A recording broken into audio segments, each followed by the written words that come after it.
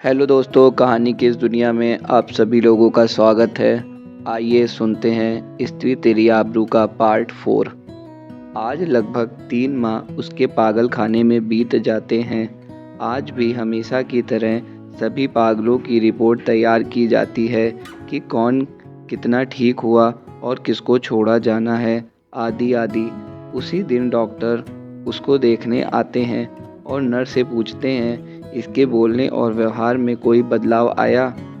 हाँ सर, अब नाम बताने लगी है और कुछ सामान्य सा व्यवहार भी दिखने लगा है।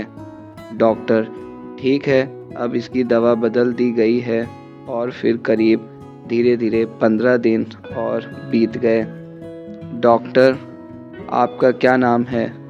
वह पागल औरत डरते हुए पतली सी आवाज़ में कहती है, जी मेरा नाम अन्विता है। डॉक्टर, अन्विता, आप इतना डर क्यों रही हैं? आपको कोई मारने थोड़ी जा रहा है, आप बिल्कुल सुरक्षित हैं। अन्विता यह सुनकर थोड़ा सा खुश हो जाती है और कहती है, मेरे पति मुझे कभी कभी मारते थे और ससुराल वाले ताने, इसलिए मैं डरती हूँ। अन्विता की इस आवाज़ में काफ़ी दर्द छुपा था। डॉक्टर, क्या तुम्हें पता है तुम कहाँ रहती हो? अन्विता अपने दिमाग पर जोर देते हुए कहती है, बनारस में रहती हूँ, बाकी मुझे नहीं पता। और हाँ, मेरी एक बच्ची थी, वह कहाँ है? कोई बताता ही नहीं मुझे उसके बारे में। आगे हाथ जोड़, कृपया मेरी बच्ची मुझे लौटा दो। डॉक्टर नर्स की ओर देखते हुए कहते हैं कि किस बच्ची की बात कर रही है?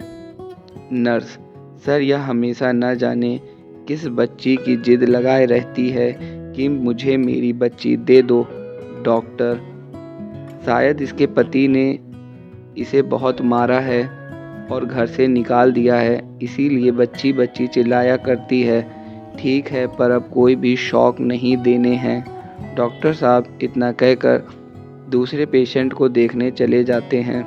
धीरे धीरे समय के साथ अन्विता को हर चीज़ याद आने लगती है और एक दिन डॉक्टर को सब कुछ अपने बारे में बता देती है, जिसे सुनकर डॉक्टर की आंखों में भी आंसू आ जाते हैं और 2 दिन बाद उसकी छुट्टी कर दी जाती है।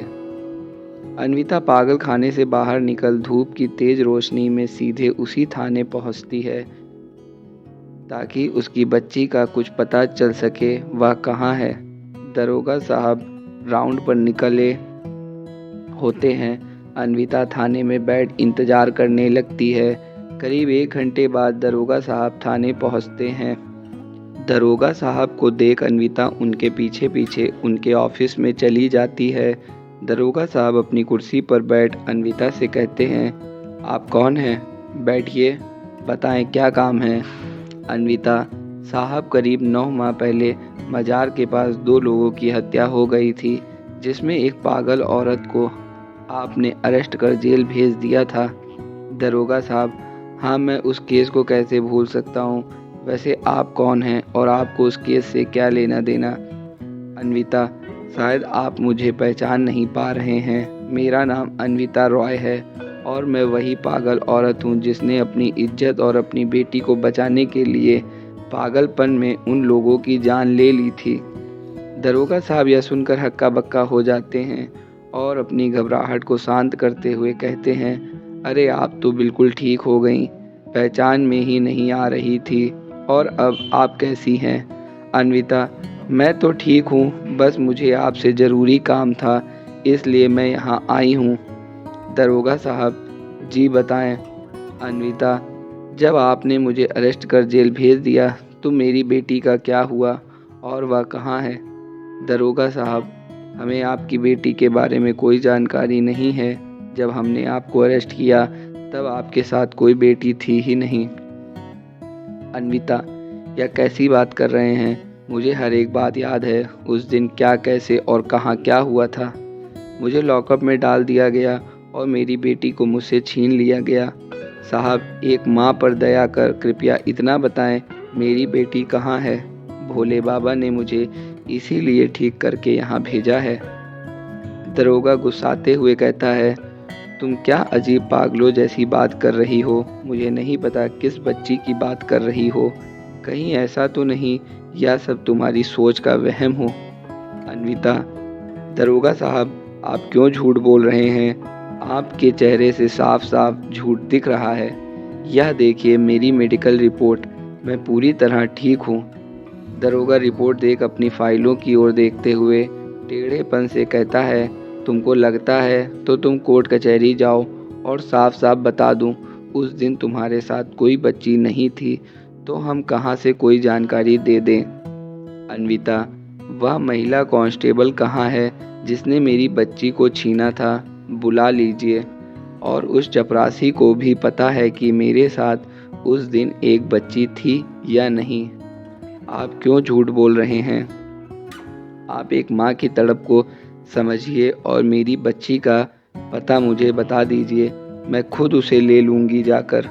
प्लीज़ दरोगा साहब बता दीजिए, मेरा कोई नहीं है उसके सिवा। दरोगा सख्त व्यवहार के साथ उसको अपने ऑफिस से निकाल देता है। कड़ी धूप में वह औरत थाने के बाहर बैठ जाती है और वह उसी तरह बहुत समय तक बाहर बैठी रहती है और दरोगा साहब 2 घंटे बाद उसको देखते हुए अपनी जीप से दौरे पर निकल जाते हैं। अन्विता कुछ देर बाद उठ अन्य स्टाफ से उस दिन के बारे में पता करती है, लेकिन किसी से भी कोई जानकारी नहीं मिल पाती और अन्विता वापस उसी जगह पर दुखी मन भीगी पलकें लेकर बैठ जाती है, यह सोचते हुए कि आखिर मेरी बेटी कहाँ गई। अब दरोगा साहब को बताना ही पड़ेगा। उस दिन दरोगा साहब कई बार थाने से क्षेत्र के भ्रमण पर निकले और लौट आए। आते जाते उस स्त्री को देख मन ही मन क्रोधित भी हो रहे और उस पर कहीं न कहीं प्रेम भी आ रहा। रात में करीब 9 बजे का समय था।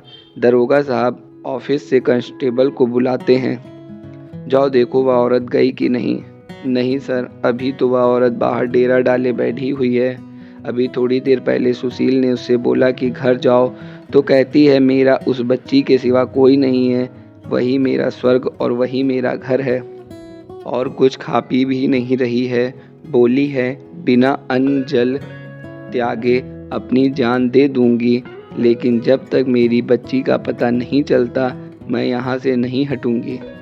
दरोगा साहब झुंझलाते हुए, ठीक है फिर मरने दो, सुबह मिलते हैं, गुड नाइट। दोस्तों पार्ट 4 समाप्त हुआ। अगला पार्ट अगले एपिसोड में।